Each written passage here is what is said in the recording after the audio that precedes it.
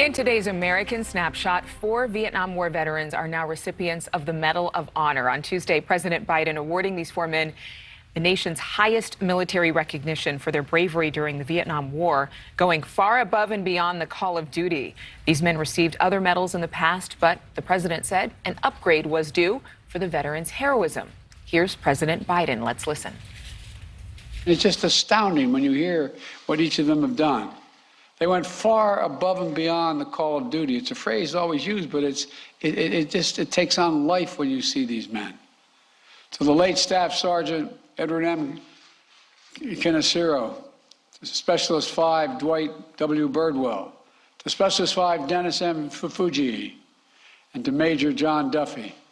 I'm proud to finally award our highest military recognition, the Medal of Honor, to each of you. And joining us right now, Paul Rieckhoff, the founder of Iraq and Afghanistan Veterans of America. Good to see you again, Paul. I know you were an Army infantry officer yourself. How often do we see previous honors upgraded like this? Good morning, Adrienne. It's very rare, but I think it couldn't come at a more important time. We came out of a really difficult 4th of July weekend, a time when the country is really under tremendous stress, and we're looking for heroes. We need folks that can embody the values of this country at a time when we're so divided.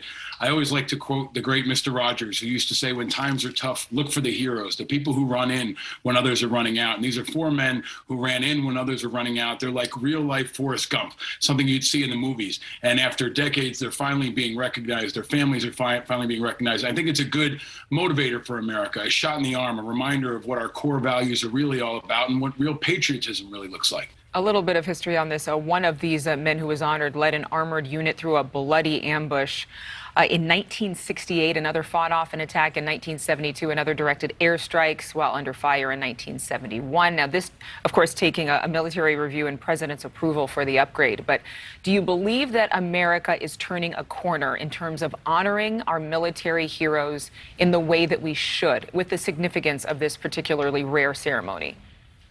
I hope so. This was a part of a mandated review of Asian American and Native American veterans who maybe hadn't been recognized previously. So, for example, with Specialist Fujii, he was shot down in a helicopter. He was on the ground defending his people till the very end. Even when he was up in the helicopter, he treated a gunner who was injured inside the helicopter. I mean, these are incredible levels of heroism that maybe weren't fully recognized until now. And it should motivate the next generation of men and women who want to serve, who want to think about serving, not just in uniform, but in any way in their community. These are the examples, the role models that we need in a time when it's really hard to find them in Washington. And coming out of July 4th weekend, it's a good reminder of what our independence is really all about, and the men and women who stood on the line to preserve it for decades. I know you are part of a project, Operation Liberty, to protect troops and veterans. What exactly are your aims with this organization? Well, we're trying to highlight the impact of the recent Roe decision on military and veterans who have served. There are many women who will be impacted by the changes to Roe v. Wade that are serving on the active duty, that are serving in the National Guard, and have served in the Veterans Affairs. So we want to call on the Department of Defense and the Department of Veterans Affairs and the President to ensure that the women, the 28% of women who are serving in our military and who've recently served, have adequate protections and have the freedoms that they deserve after putting their own lives on the line. It's a divisive issue, but this is one point that shouldn't be divisive. We should understand that the women serving in our military need equal protection and the same kind of protections that their civilian counterparts get in other parts of the country. You know, it's interesting. We do stories like this all the time. We have about 30 seconds. But what is one way that you would like to see the military honored in a more prolific way? I mean, clearly you are making the time to get out your voice.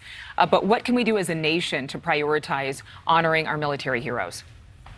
I would say don't wait for the politicians. A great thing you can do is teach your children. This July 4th Memorial Day, I take my children down to the local VFW hall. I take them to our local cemeteries on Memorial Day, and I teach them about the people in our community and the people in our family who've served. And I think everyone can do that. Even if someone hasn't directly served in your family, you can connect them to the stories of heroism, the helpers that ran in when others ran out. And that should transcend any politics and any division you see from any president or any party. Well, I'm saluting my sister and her husband who served in the Army, now retired, and every one of our veterans this morning. I know that that's a priority here at NewsNation. Thank you for watching. Go to newsnationnow.com to find NewsNation on your television provider. And don't forget to click the red subscribe button below to get more of NewsNation's fact-driven, unbiased coverage.